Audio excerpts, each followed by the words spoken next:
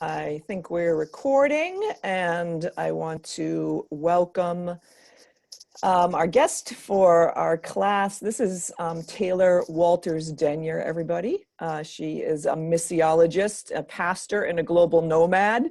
I'm reading from her own website, taylorwaltersdenyer.com. She's passionate about community development and the transformation of the ways we approach mission. She currently lives in the DC area with her husband, who is a foreign service officer, and her daughter.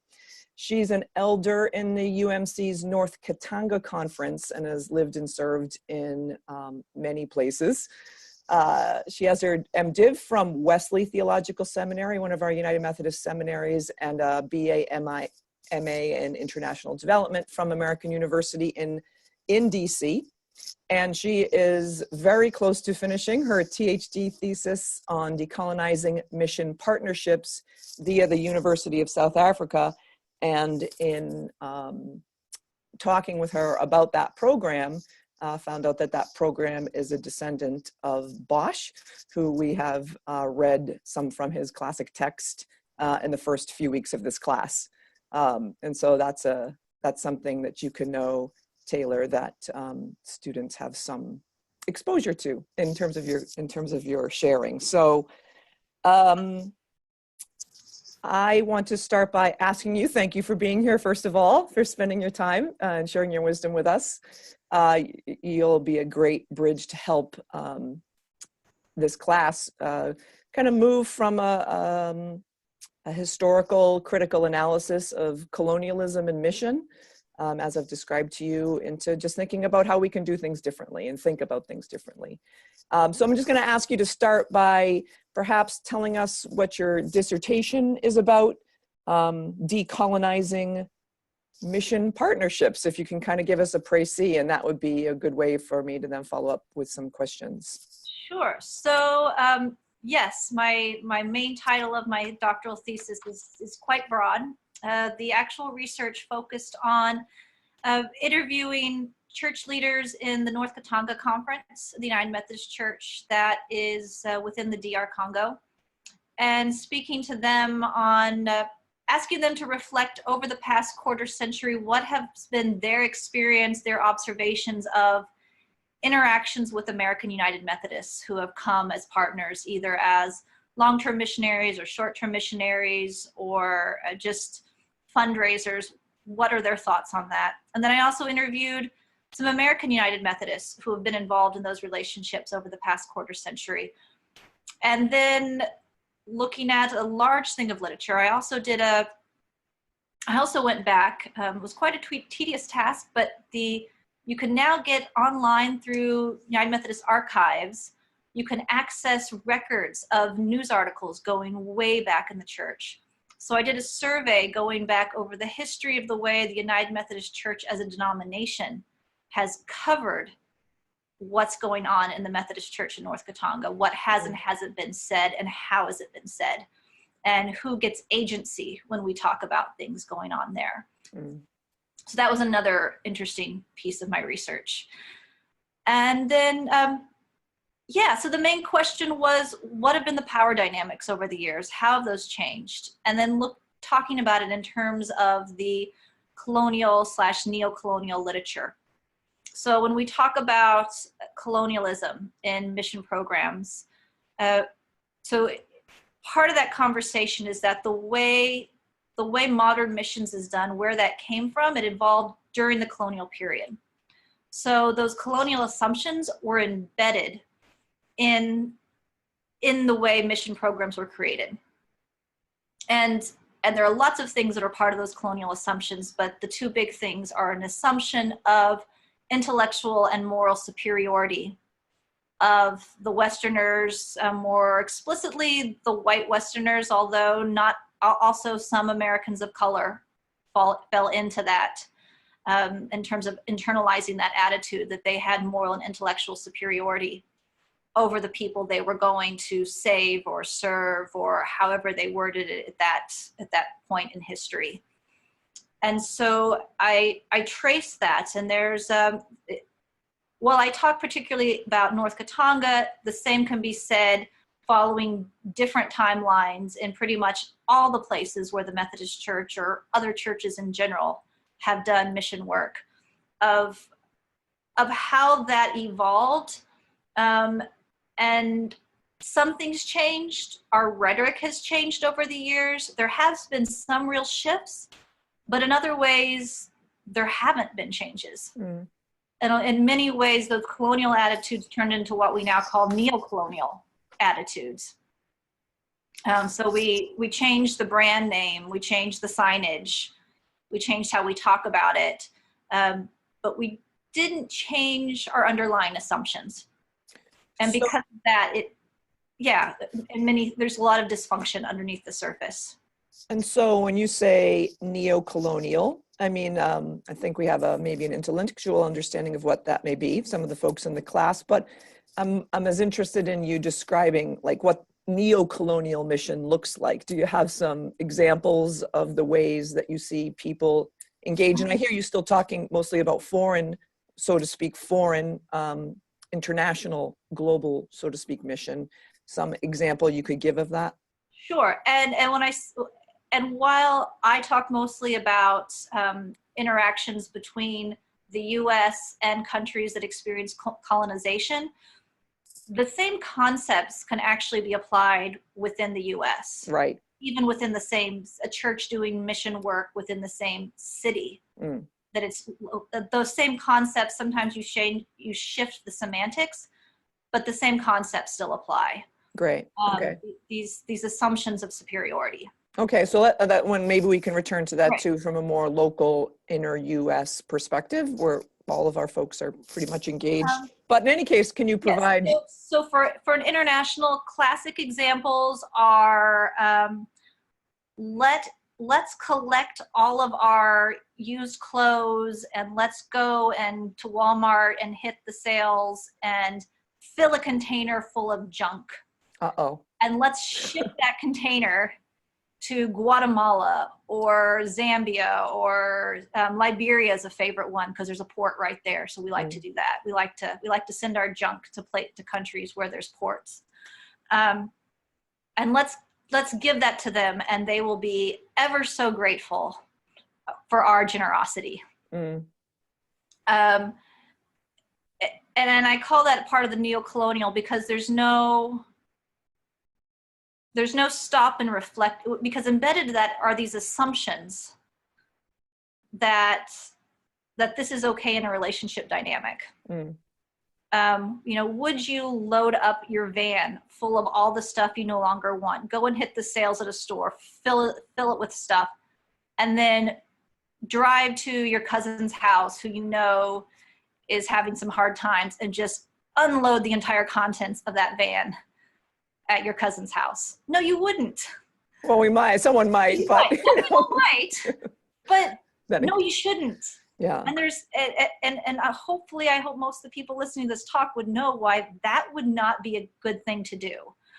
And it gets even more compounded when you start looking at issues of economics and how dumping stuff into a community on a massive scale kills local businesses.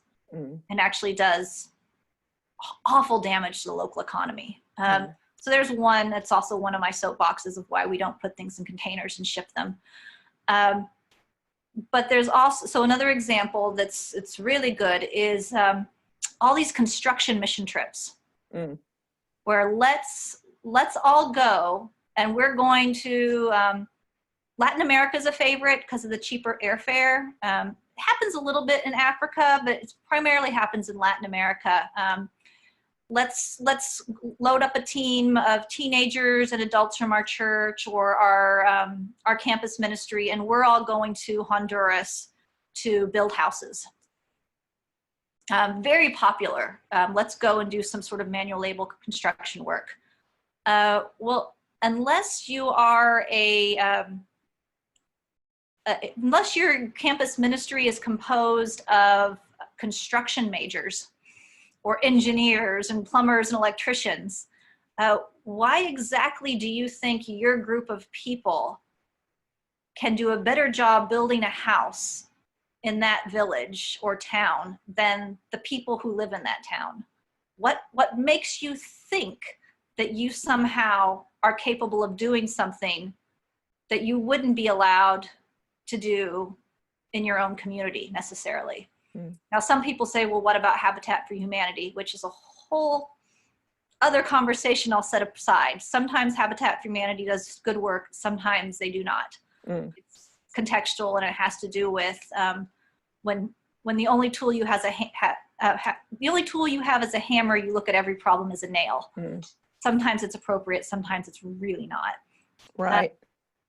So, and also reflecting on, in terms of that being a neo-colonial, is because we assume that we somehow can do something.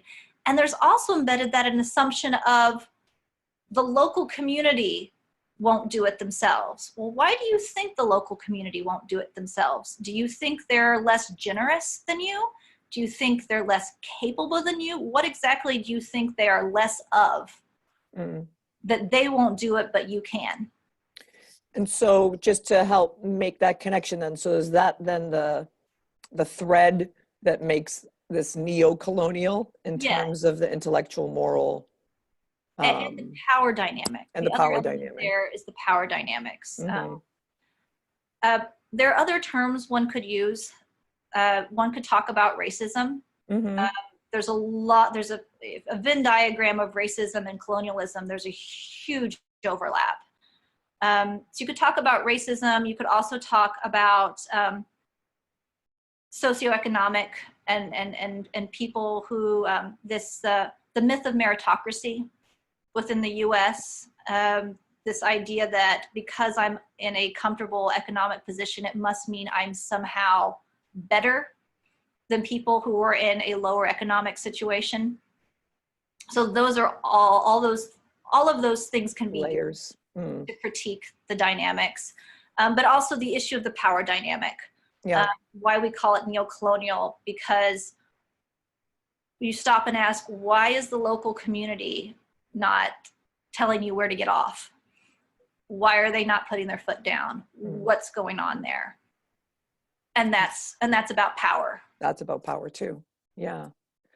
Now I can imagine that there are people listening, just like I'm listening, and know that we have participated in precisely the activities that you have spoken of, container shipping, donations of various kinds, as well as construction projects. And I know when you and I checked in before this particular conversation, you said that you had your own aha moment in examining your research in the North Katanga conference around guilt and what to do with guilt. Yeah. So I wonder if you can speak to that, because I know that that is an operative factor for many of us. So yeah, so where I have, because I spent many years focusing on the international development, thinking in those sorts of terms. In the past few years, I've really started shifting to more of the psychology aspect and introspection of what's going on here, what motivates me, what motivates others, and what are these assumptions embedded in our motivations that create these unhealthy dynamics. And one of my aha moments that I had referred to was the distinguishing guilt and grief. There was one particular thing related to an orphanage in Congo that I had spent a lot of time in while I was living there, which is a whole other, we could talk about orphanages as well. I've got a soapbox on that. But I felt a lot of guilt, a lot of guilt about things that happened. When you were at the orphanage well, things that were happening that I didn't stop, and things that happened after I left. Okay.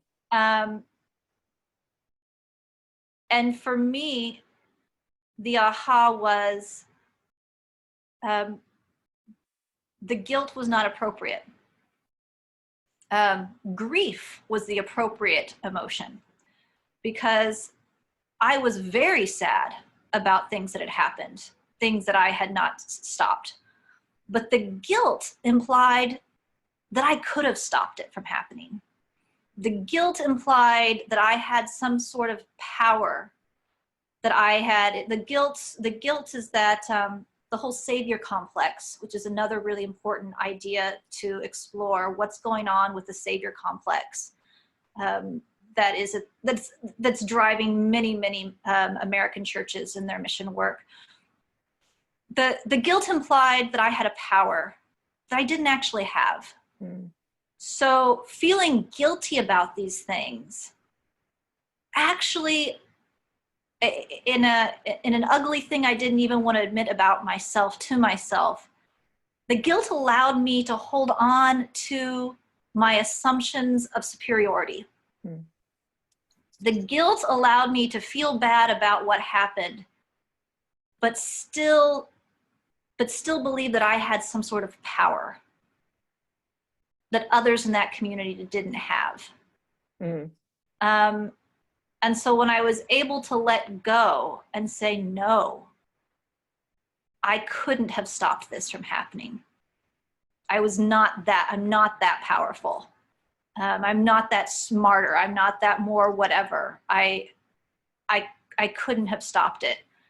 Then I could transition to grief, and then I could begin the grieving process, which was much healthier. Even though grief is never fun, it is much healthier to process grief than it is to go round and round with guilt. Yes, I agree. And I know in my own experience, moving from grief often then would lead me to anger, including at myself, but for the historical circumstances or the current circumstances that had led to such inequity. And that anger was okay too, so long as then it was channeled constructively into a more systemic change versus some kind of destructive tendencies, including utter withdrawal from the circumstances, something as more of a paralyzed response to injustice. So anyway, I appreciate your sharing your personal experience with that. And do you want to say something briefly about how orphanages are neo-colonial? I think probably many of us have participated in that, both locally and globally. I know some people who follow me on social media and other things might find it a bit odd that I am quite openly very attached to a group of youth at a Methodist children's home in Camina. And I am also very big on telling people orphanages are bad. And it's possible to be both. In 2005, I was living in Camina. The bishop placed me in a home to live in that was next door to an orphanage. And so even though the orphanage was not a part of my official duties that the bishop had given me there, I got, in the afternoons and the evenings, I'd go hang out with the kids. And I became very emotionally attached to this group of kids. We formed a relationship.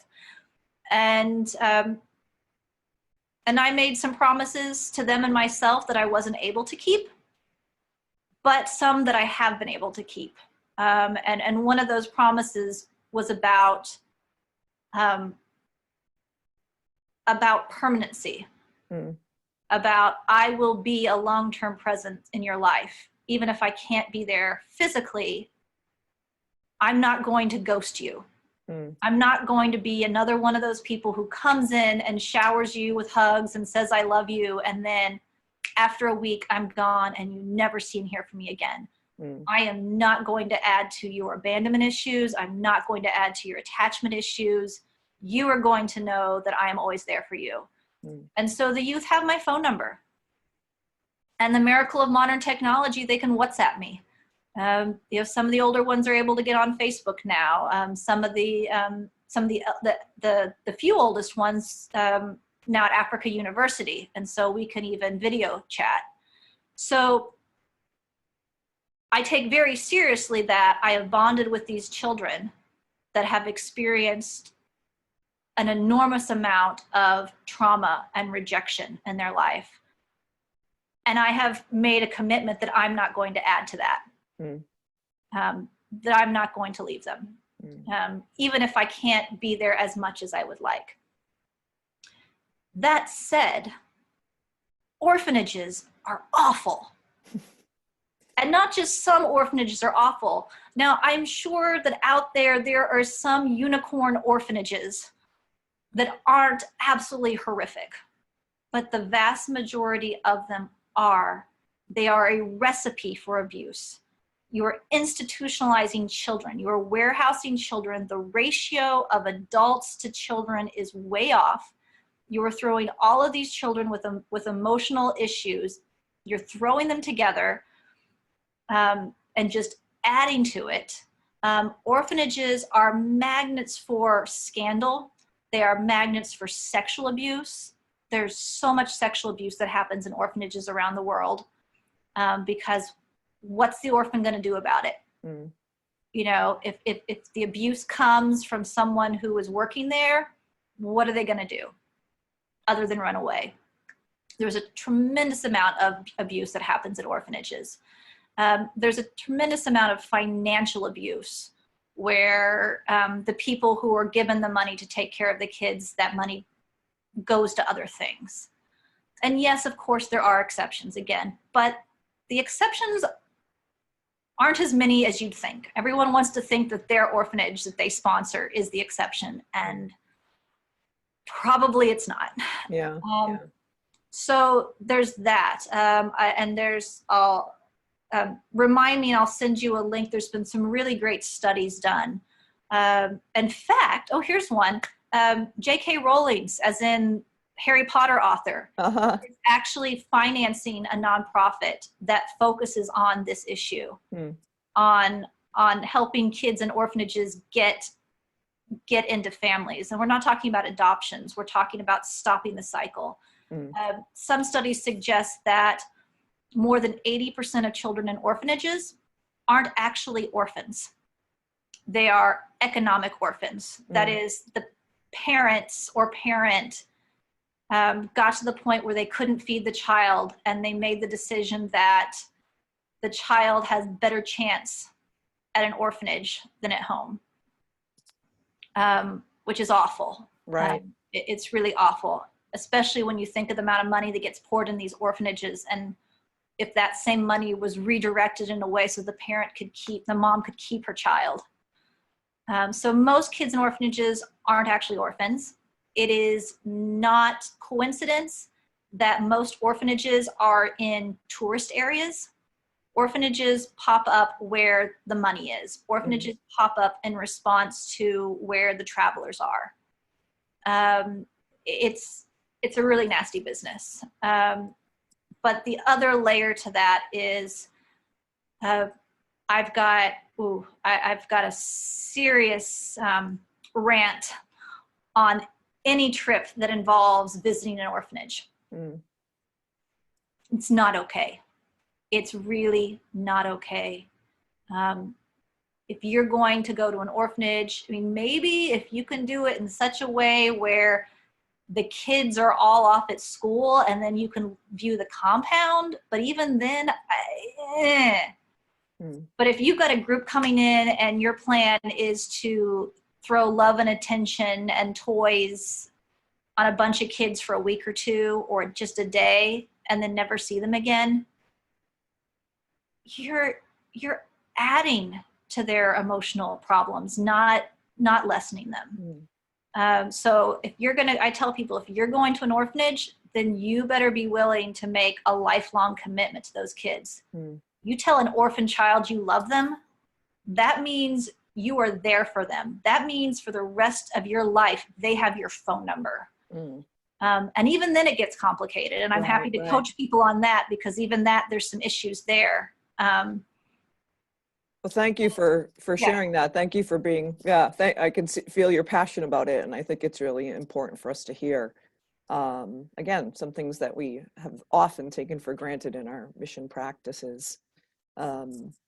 And I want to make the transition, because I know that, and the students will have a link to this, your website, Friendly Planet Missiology, and that part of the goal there and your availability for speaking with churches, helping people think through some of these things.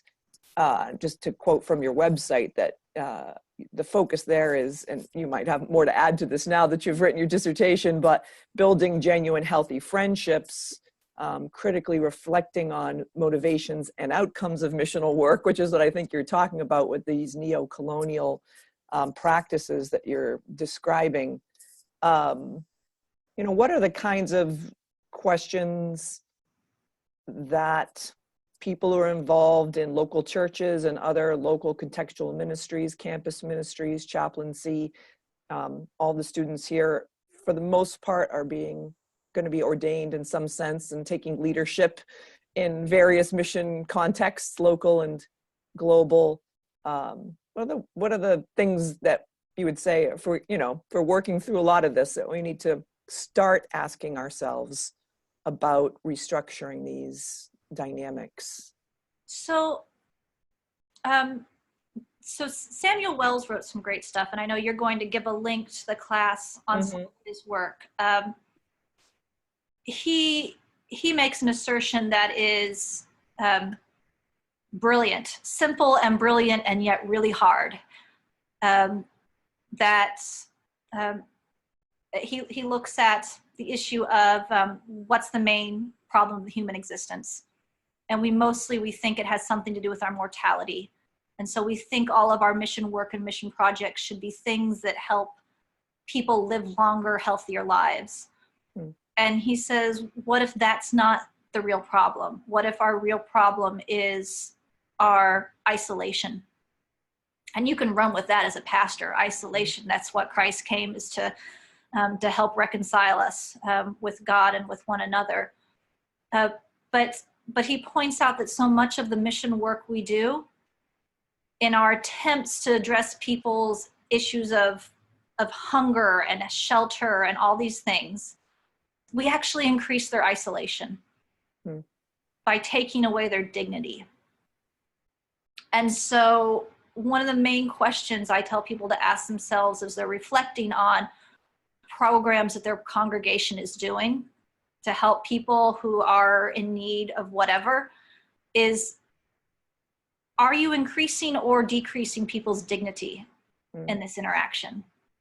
To think really long and hard about the aspect of dignity.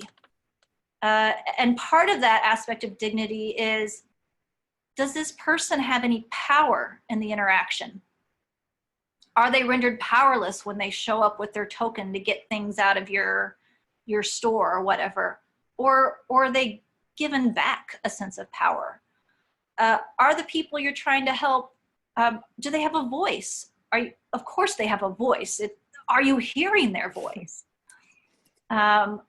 So in those interactions, is there a real relationship being built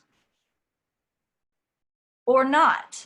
And most of the time it's not, because it's easier for us. It's less messy to put up that barrier and just give food and shelter and things to people, as opposed to developing a relationship with someone who, there's complications in their life. They wouldn't be in the situation they're in if there's not complications, if it's not messy. But to enter into that messiness. And then entering into that messiness, we also start to realize our role in that messiness. A lot of churches, we like to kind of think that our hands are clean and that we're so benevolent, we're so generous. It's part of our Savior complex. We do these things to reassure ourselves that we're good people. But when you start looking at issues in your own neighborhood or globally, I tell people, if you're going to go on a trip to Guatemala, then you need to study the U.S.'s role in the situation in Guatemala.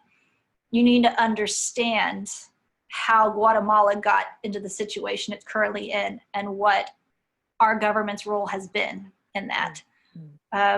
You talk about Congo. Okay, well, stop thinking about Congo as poor. Congo is rich. That's why it's in the situation it's in, because people have been exploiting Congo for its riches. Mm. You know, if you own any kind of compact electronic, a tablet, a laptop, a cell phone, you have coltan from Congo that was extracted at probably the cost of someone's life, or the person who got it was not paid enough to survive on. So to start to understand, and so like with your, for example, your background in peace and justice, you can't talk about mission in isolation from talking about issues of justice and issues of peace. I remember, I think in our conversation too, prior to our recording, that you said something about what are the questions that we also need to ask ourselves about our own history, you know, our own personal history, even how we came to absorb what mission is. Could you say something more about that? Yeah.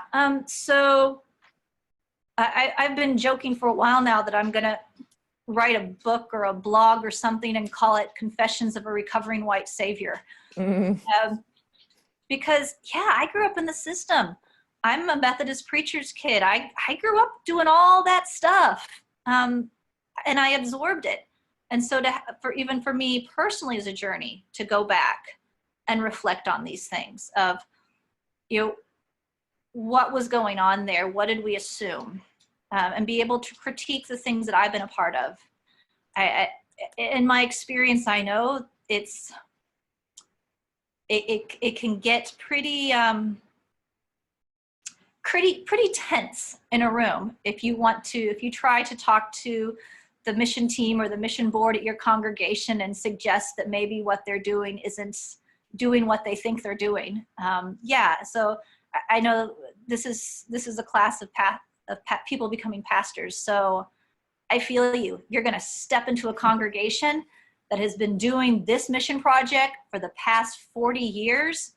And who are you to question its effectiveness or its appropriateness? Mm-hmm. That's a sticky thing to go through as a pastor. That is a challenge. You're going to step into that congregation and you're going to have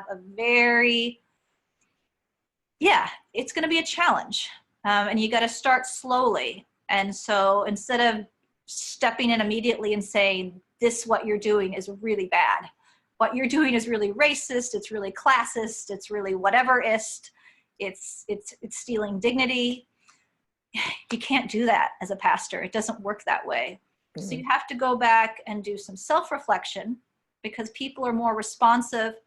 People are more receptive to conversations if you can start with, here's where I started, and here's how I've developed, and here's how I've thought through this. And then help people start through those conversations and reflect and redirect those things. And for me, part of my journey has also been dealing with my whiteness. I grew up in predominantly white congregations in predominantly white neighborhoods in Indiana. And so I was never really taught about racism other than it's bad to be racist. Okay, so like most Americans, I was raised with, or like most white Americans, I was raised with racism is bad, a racist is a bad person, and to be racist means to be mean to other people because of the color of their skin. That's what racism is. That's what I was taught. And I went through a journey to realize, no, that is a piece of the conversation, but it's so much more. Racism is about power. It's about assumptions of a superiority. It's about our blind spots. It's about not recognizing. There's so much to it. And so I recommend anyone who's interested in mission work, mission programs to do a lot of reading. There's, for example, the book White Fragility is a good one to start with. There's also a book that's been around for a while, Why Are All the Black Kids Sitting Together in the Cafeteria? Mm-hmm. But to read those sorts of books and do that work. And I say this particularly to white Americans, but even Americans of color, sometimes you get this internalized racism. or you get the phenomenon of unconsciously repeating what has been done to you or what has been modeled to you. A good example of this, I mentioned to you in our previous conversation, I was teaching at a conference in Germany a couple of years ago.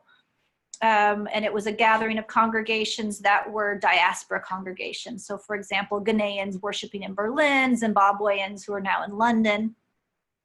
And after I gave my presentation on my own journey on decolonizing mission partnerships and my own, I am the classic fail story, some of the stuff when I was in Kamina, like, set that aside. But it was interesting that members of a Zimbabwean congregation in London came up to me, very excited about the talk because it had helped them articulate and be able to and have their own aha moment that their congregation, because it was now big and established, and it had, it was a large middle-class congregation in London of Zimbabwean Methodists, that when they were deciding how to go and do mission work and mission projects back in Zimbabwe, they were copying the model of the old colonial model. And for them to say, oh, like, this isn't right what we're doing. We're actually copying a bad model. We have internalized this as being okay, and it's not okay. Interesting. Yeah. That we have now that we've lived in London all these years, we now think that we are somehow superior to our peers back in Zimbabwe who didn't leave. Yeah. Yeah. So there's lots of layers there. Yeah. So I'm thinking we should wrap up soon. Okay. We've been talking for for over half an hour. I wonder if there's anything else. I'm kind of looking at some of my notes and feeling like we covered a lot of what we said. We try to cover. Is there just any last thoughts you have about, what you want to say or what you want to leave people with? I think there's a real sense of, I don't know, despair might be an overstatement, but really like we're in this period of not knowing what to do, or how to act differently or be differently in the world. So I don't know if you have something you might want to and what our theological resources might be for that. I'm not sure. Thank you for that question. So, people are at different stages in their wrestling with this. I've been wrestling with these questions for many years, and I went through a period where I just felt real despair. Like, what am I supposed to do here? Like, what can I do that's not screwing up? What can I do that's not, and it comes back to something that is simple and difficult, which is God calls us into relationships. And so I focus on the relationships. Now I keep reading. I'm a nerd, and that's what I do. I read everything and I absorb ideas and I share with people those ideas. But in terms of what I do beyond coaching and things, what personally in my life that I do is I connect. There's a chapter in Samuel Wells's book, A Nazareth Manifesto, that I highly recommend to folks. I recommend the whole book, but there's one chapter that's particularly powerful where he reflects on the parable of the Good Samaritan. And in the US, that story is often framed in a way where it's, don't be like the religious leaders who ignored the person in the ditch. Be like the Good Samaritan who helped out. And Wells says, unless you are someone who has experienced extreme forms of marginalization, unless you have experienced what it's like to be a social pariah, rejected by everyone, you don't get to put yourself in the role of the Good Samaritan in this story. You don't get to be that person. That's not you. You are the person in the ditch. I am the person in the ditch. And it's something I've wrestled with for years, that coming back to the guilt that comes from being relatively privileged. I'm the person that Jesus says is going to have trouble getting into heaven. I'm the person who has a ton of stuff in my house. I'm the person in trouble here. I'm the one that needs to be saved. I'm the one who needs help. And the parable is telling me that the religious leaders are not the ones who are going to save me. Mm. The person who's going to save me, the person who could save me, who has the ability to save me, is the last person I would imagine. The person who's experienced marginalization, that is the person who has the power to save me. So for me, I've begun to embrace that. It's no longer this guilt of how am I going to go save other people? It's how am I going to be saved? And I'm going to be saved through relationships with people who have been forgotten. Mm. And if I were someone living stably in one community, then that could be a relationship with someone in my own town. I'm someone who has to change countries every 2 years with my spouse's job. So the miracle of the internet, I get to have regular phone conversations with friends who are really struggling. And I don't see that as me somehow as their patron or whatever. We've been in that relationship long enough that we've moved past that. We've moved to where we're friends. We're friends who pray for one another, friends that talk to one another. And yeah, it gets messy. Yeah, it's hard. You know, when your friend is having a problem and you know you've got enough money in your purse to make that problem go away, do you make that problem go away? And if you make it go away this time, do you make it go away every time? And that, yeah, it's complicated. It's messy. There's no easy answers. But for me, that's where I found my hope and healing.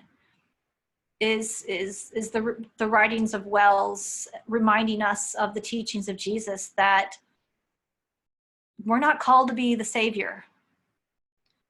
We're called to be in relationships. And yes, do justice and be aware, and yes, all that stuff too. But on a mental health level, we're just called to be in relationship and to be loyal friends to other people. Amen.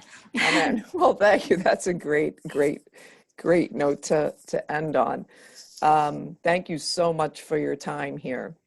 I'm going to hit stop on the recording and pray that this goes directly to the cloud, that this will be able to be shared with others. So let me do that. Hold on for 1 minute.